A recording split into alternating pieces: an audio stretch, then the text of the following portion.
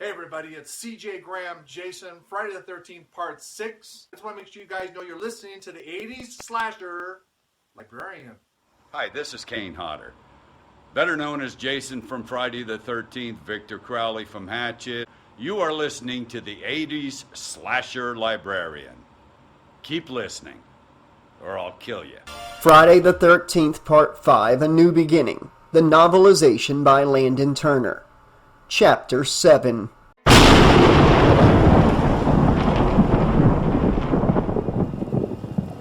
Reggie awoke to the sound of thunder booming and rattling the farmhouse. He rubbed his eyes and sat up straight on the couch listening. He didn't hear any voices or laughter, nothing but dead silence and the rain.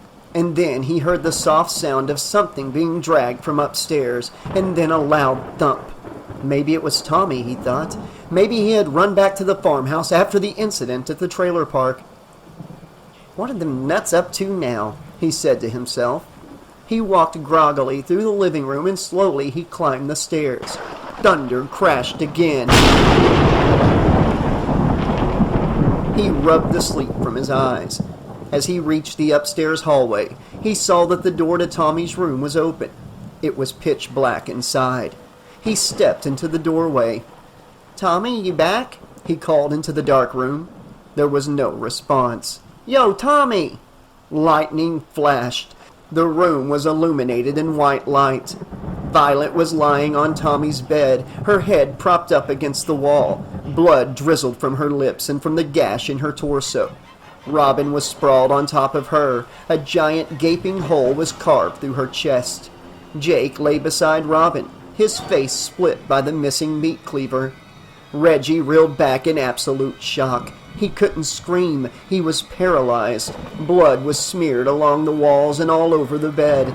Bright crimson everywhere. The realization hit him.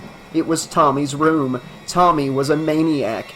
He backed away slowly out of the doorway and into the hallway. He wanted to run as fast as he could away from the halfway house, but his body wouldn't let him. "Tommy?" he said, his lips quivering. Thunder crashed and the lightning illuminated the room again as Reggie saw the horrible sight again, entrenching it further in his psyche. All of a sudden, a hand grabbed him and he leapt out of his skin and let out a high-pitched shriek. Pam was looking back at him. Her hair was drenched from the rain. She saw the petrified look on Reggie's face. "Reggie, it's Pam. Reggie, what is it? What's wrong?" she implored him. Reggie couldn't get it out. He stammered, his entire body trembling. "What's the matter, Reggie? What is it?" she begged him. Reggie pointed a quivering finger towards the open doorway. "In Tommy's room," he said, his voice breaking. "Okay, you stay here, relax, I'll go look," she said, consoling him. As Reggie froze in his spot on the floor, Pam stepped into the darkened room. The lightning flashed again. All Reggie heard was her terrified scream. Then she ran out of the room and sighed with urgency. She stared at Reggie with panic-stricken eyes, and then in a flash, she grabbed him by the hood of his sweatshirt and pulled him fiercely towards the stairs. They ran, scrambling down the stairs two at a time. Pam's heartbeat began to race, and her breathing quickened. They ran through the farmhouse as the storm raged outside. Pam dragged Reggie into the kitchen, pulling the door shut and locking it. As they rounded the kitchen island, Reggie fell, bashing his shin against the small stair that led up into the main room. He cried out, grabbing his leg in pain.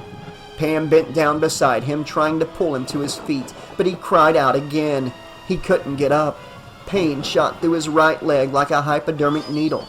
Then the kitchen door began to quake and rattle violently. Wham! It shook again and began to splinter from the weight of whatever or whoever was ramming it. "Get up!" Pam yelled at Reggie frantically. He winced, managing to get himself to his feet just as the kitchen door imploded. Fragments of wood rained down on top of them. Standing there was a tall, monstrous man, wearing a work suit and heavy boots. He also wore a hockey mask. His hands were coated with the blood of the halfway house patients. He glared down at Pam and Reggie with a menacing hatred. Reggie looked on in terror, and Pam screamed. Reggie forgot all about the splitting pain in his leg and ran for the front door, pulling Pam along behind him. The hockey mask killer was in pursuit. Pam grabbed at the front doorknob and tugged at it. The door was wedged shut. "Shit!" she swore, hearing the heavy boots on the linoleum floor slowly and steadily approaching. She kicked at the door hard, knocking it loose. She then managed to heave the heavy oak door open, and Reggie and Pam raced out into the night. Now Reggie was dragging Pam along, his breathing frenetic and quick, his heart pounding, scared out of his mind.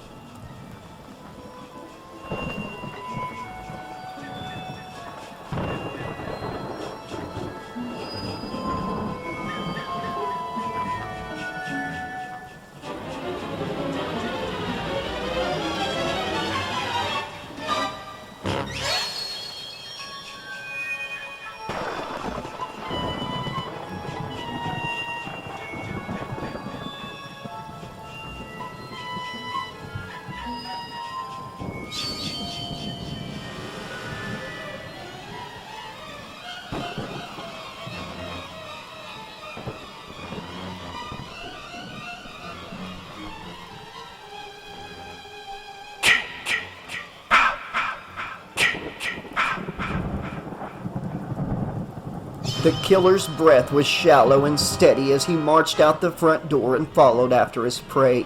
As the rain came down on both of them, Pam and Reggie ran across the grounds of the halfway house. Reggie was running in a blind panic as Pam held his hand and was pulled alongside him. They ran past the barn and into the woods, heading for the road leading into town. The woods were wet and dark, leaves glistened, the moon was full and shone down, providing their only source of light. They could no longer see the masked maniac. They must have outran him, Pam thought. She was lucky to have even one single cohesive thought. Her mind was racing in one panic stream of frenzied thoughts. Pam wanted Reggie to stop. She couldn't breathe, but he kept running in a hysterical state of mind, trying in a desperate attempt to get as far away from them as possible. The trees suddenly cleared and Pam and Reggie dove from out of the undergrowth, stopping for a minute to finally catch their breath.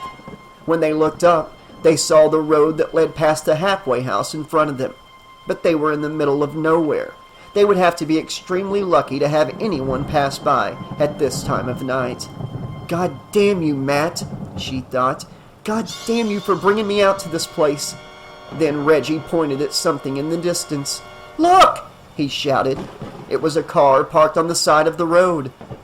"Help us!" Pam instinctively shrieked as loud as she could possibly shriek.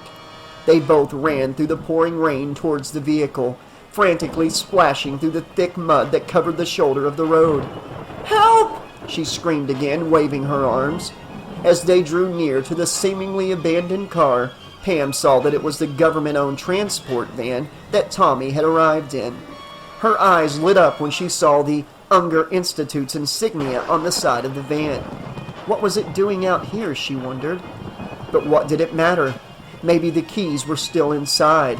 Maybe someone was inside and could help them. Pam and Reggie ran around to the driver's side door and Pam pulled it open. Duke Smith's lifeless corpse fell out into the mud. His throat had been cut from ear to ear. Blood stained his white medic's uniform. Pam screamed a blood-curdling scream. Then, from out of nowhere, the maniac lunged at them from behind the van. Reggie was next to scream. He finally unleashed the power of his lungs, and it was piercing, catching Pam off guard. Then he was gone, racing off back into the woods as fast as the lightning that catapulted across the sky. Now she was alone with the killer. "Reggie!" she screamed at the top of her lungs. He was gone. His red sweatsuit was disappearing into the blackness of the woods. The killer advanced towards Pam. He brandished a long, blood-stained machete, stained with the blood of the patients she had come to know. She had to get back to the pickup. It had to be somewhere on this road. But what about Reggie? She had to catch him and get him out of there. As the killer thrust his machete at her, Pam dodged and ran into the thick woods after Reggie, screaming his name frantically. She flailed wildly at the branches that clawed at her, tearing at the undergrowth, pulling it aside and running, stumbling, half falling through the woods. Rain mixed with petrified tears streamed down her face. Thorns slashed at her skin, drawing blood. "Reggie! Reggie!" she cried, searching for any flash of red in the darkness. Then she finally broke out of the woods and came upon a small creek. She must be near the Hubbard property. There was no way Reggie would run there. He had to be back at the house. She dashed across the stream, but suddenly found herself sinking. She was trapped in the thick black mud at the bottom of the creek. "No!" she screamed as she clawed at the ground, trying with all of her might to pull herself out of the muck, but it was thick and viscous. Finally, she grabbed onto a tree root and managed to heave herself out of the mud. Then she scrambled to her feet, not willing to wait around to see if the maniac was close by. She crashed through the undergrowth blindly and stopped dead in her tracks in front of a gnarled tree. It was Matt. He had been impaled to the tree by a railroad spike that had been driven into his forehead, and his throat was slit so deep he was almost decapitated. His body was racked with stab wounds. A bone-chilling scream erupted from Pam's raw throat. She threw her hands up to her face, aghast at the sight, but also not able to take her eyes off of it. So much blood. She screamed, "No!" The panic started to set in again, and she ran from the awful sight, tripping again in the mud. She struggled to her feet and ran some more, not stopping, hyperventilating. She was hopelessly lost now. The dark woods were disorienting her, and she stopped, her eyes flickering around wildly. "Reggie!" Then, as her eyes adjusted, she could see lights through the trees and realized she was back at the farmhouse. She dashed towards it, clearing the woods and sprinting past the chicken coop, up onto the porch and through the front door, slamming it closed and locking it. "Reggie!" she screamed. The only sound she heard was her own panicked breathing and the thunder outside. Then the lights went out. Lightning flashed, illuminating the interior of the house. Pam caught her breath, using the wall to support herself. "What the fuck am I gonna do?" she thought. Who was wearing that mask? Who had gone and killed everyone? Then she remembered. It had been in Tommy's room where all the bodies had been posed. Tommy was the one who liked masks. And he's also the one who had faced the hockey mask-wearing murderer, Jason Voorhees. Now it was like he had finally snapped and had become Jason. She had been right. Tommy finally lost it, and she sensed it coming. And now she was right in the middle of it. There was no more time to think, she decided. The maniac could be heading for her. He could be here at any minute, waiting to hack her to pieces just like the rest. Just like Matt. Just like Robin, and Violet, and Jake. "Oh God, Matt," she thought. Her mind raced and she looked around frantically for any sign of the killer, thinking of what she could do. She had to find Reggie and get out of there. Where had he gone? Where would he go? Then she closed her eyes, trying to think. What could she do? She was trapped out in the middle of nowhere. Weapon, she thought. I need a goddamn weapon.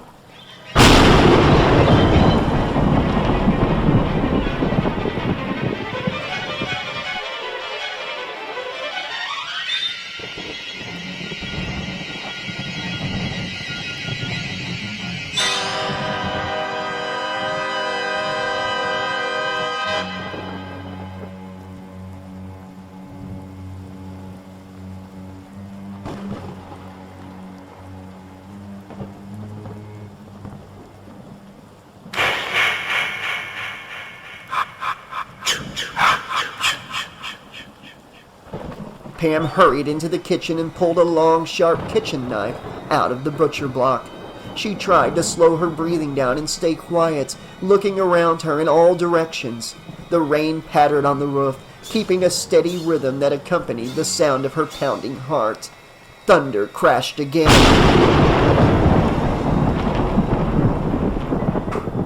"Reggie," she whispered. No response. "Reggie!" She called up the stairs. Again, no response. The halfway house was deathly quiet. She made her way cautiously into the dining area, curling her fingers tighter around the knife and holding it high above her head. As lightning flashed and the thunder rang out again, the patio doors suddenly shattered completely and glass sprayed across the room. Pam shielded herself from the glass and reeled backwards, looking back at what had been thrown at her. It was George. Staring back at her were two empty, bloody eye sockets. Pam let out another frenzied scream. A hand suddenly smashed through another kitchen window, grasping at her. It snatched her by the hair, pulling her backwards as she cried out in pain. It was the killer. She glanced back at those deranged eyes, leering at her through the eye holes of the hockey mask. He pulled her towards the window, bringing the machete up to her throat. "No!" she exclaimed, and thrust the knife backwards. She felt it hit flesh and sink into the bone. The killer growled, and Pam let go of the knife when it became buried in his right arm. The deranged murderer released his grip and clawed at the knife handle, stumbling back out of the shattered window. Pam ran, now in full hysterics, through the broken patio doors, out again into the rain. She didn't think to go back for the knife. She didn't care. She was running for her life. "Reggie!" she shouted through the storm. There was no sign of him. Maybe he had gone into the barn and hid in the hay, or searched for a weapon himself. The bulldozer, she thought. They could ride it out of this godforsaken place. With a look of mad determination, she ran towards the barn. "Reggie!" she called again. As she rounded a row of hedges, she suddenly found herself disoriented again, almost collapsing from exhaustion. Her lightheadedness got the best of her. She fell, stumbling forward, plunging straight into a mud pit dug out by the construction workers to build a new stable for the horses. The mud looked like thick black tar in the night. It started enveloping her and sucking her down and down as she screamed, clawing for something to grab onto. There was nothing. And then she saw the killer. She caught him out of her peripheral vision, stalking towards her, machete gleaming. "No!" she cried out. "Reggie!" She finally heaved her way halfway out of the pit, but the ground slid out from beneath her, and she went falling in deeper. The killer was coming closer and closer, moving in on an easy kill. This is how it would end, she thought, stuck in the mud with a machete right through her head, just like Matt with that railroad spike. They would find her propped up in Tommy's room. She could see it all flashing through her mind. The killer was now just a few feet away, and she was hopelessly caught in the mud that had become quicksand in the storm. Then the deafening sound of splintering wood rang out, startling her and the killer. It was the bulldozer. It had driven through the barn walls from the inside at full speed. Its headlights pierced the inky black darkness that shrouded them all. The falling rain glimmered against the dazzling white lights. Reggie was at the wheel, a look of fury and grim determination on his face. He let out a battle cry and pulled his hood over his head. Reggie vaulted the bulldozer forward at full speed.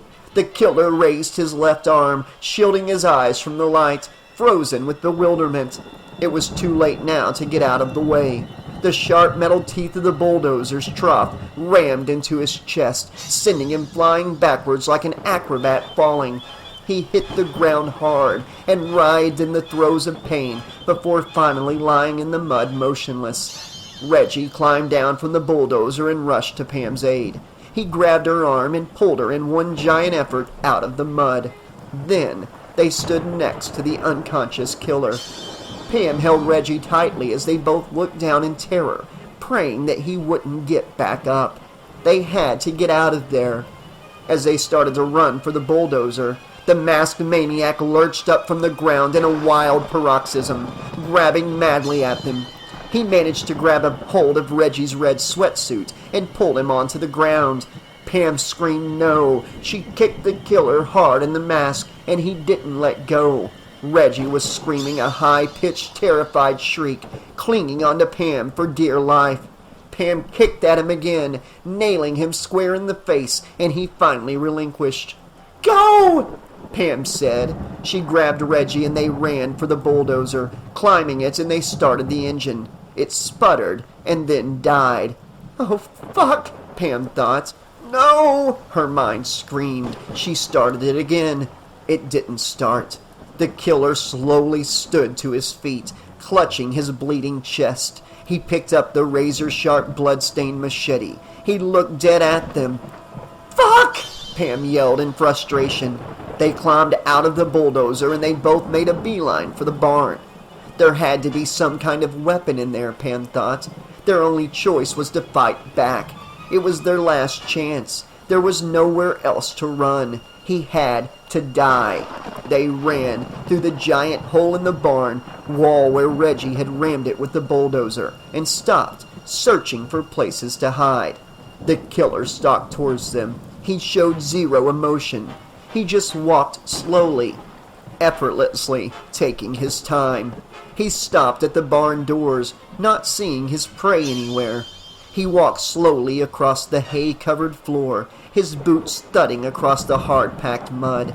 All was quiet except the rain coming down on the tin roof. The killer gripped the machete tighter, scanning the room. His eyes flickered over to a storage closet, and he tilted his head, studying it.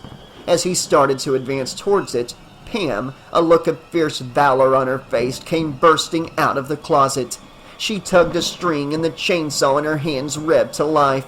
The wild spinning blades came at the killer and he lurched backwards to avoid them.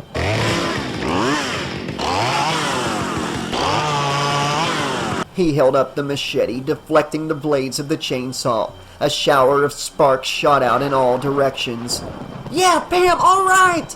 Reggie cheered her on from the hayloft, where he hid behind a large haystack. Pam lifted the heavy chainsaw into the air and thrust the blades at him again. It made an awful metallic scraping as it made contact with the crimson-soaked blade of the machete. More sparks flew. Pam and the mad killer circled each other like boxers in the ring. It was chainsaw versus machete, and Reggie cheered like a rabid fan. She thrust again, and the killer stepped back, once again deflecting with the machete. She thrust lower, and he still blocked her. "Ah!" she cried out, brandishing the chainsaw at him as it rumbled. Then the killer stumbled and lost his balance. This gave Pam the opportunity of a lifetime. His machete fell down to his side. Pam lunged at her chance.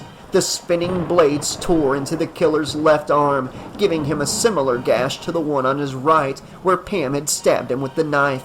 She heard him growl underneath his mask, and he fell backwards onto a stack of hay.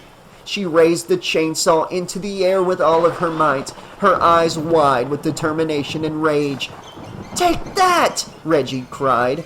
Reggie's smile dropped as the chainsaw suddenly stopped. "Shit!" Pam said as she tugged on the string, revving up the motor. No use. It was out of gas. "Oh, please," she said, revving it again. It still didn't start.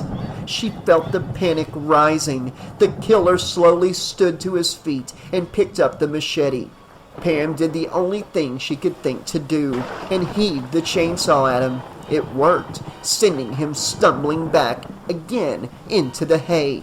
She made a mad dash for the ladder leading up into the hayloft and scrambled up out of the mad killer's grasp. And then a figure suddenly appeared in the hole where the bulldozer had driven through, silhouetted by the moonlight, covered in mud, wet from the rain. It was Tommy.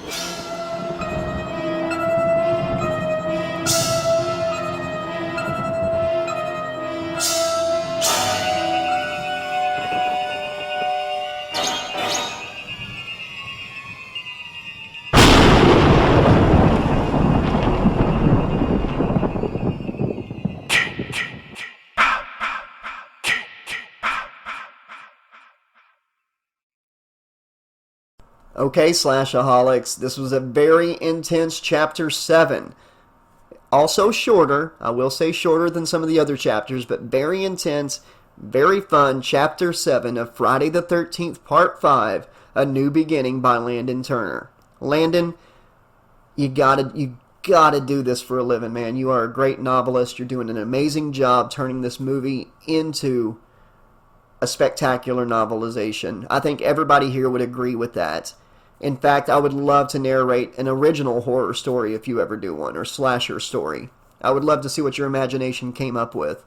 As far as this chapter goes, I'm really loving the way that you're having this attack go down. You're really feeling that intensity and that stress and terror, as they're trying to escape, find a place to go. She loses Reggie, has to find him, gets stuck in the mud. The bulldozer won't start back up.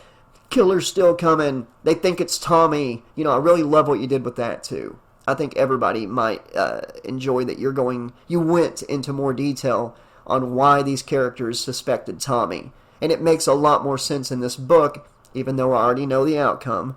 If this was my first introduction to this particular story, then I would agree it was Tommy.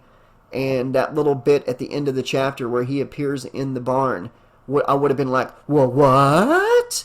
So, great job. Sorry about my well, what. No real bloopers tonight, guys. I'm sorry. It was a really intense chapter, and I was just really into it, really got into the scene, and I just hammered it out without too many mistakes. But, yeah, very intense. I'm looking forward to seeing how this plays out in book form, in Landon's words, as we get into the final act of the story. I'm curious to see if any more is given about, when we find out who the killer is. Don't want to do a spoiler for like a 40-year-old movie or anything, but we'll cross that bridge when we get to it. But let me know what you guys thought of tonight's chapter. If you enjoyed this scene a little more than, what happened in the movie. I thought this was way more intense. We really felt Reggie and Pam's panic, fear, terror, anger, sadness, everything. The emotions were high, the intensity was high, the stakes were high. Amazing chapter. Just amazing. I don't know what else to say about it. And I cannot wait to get back to you guys with Chapter 8 very, very soon. Until then, this has been your friendly neighborhood 80s slasher librarian saying, thanks for listening, be excellent to each other, thanks for helping the channel hit 50K subscribers, guys. It's happening right now. And also, always remember, the sun never sets on those who ride into it. Good night.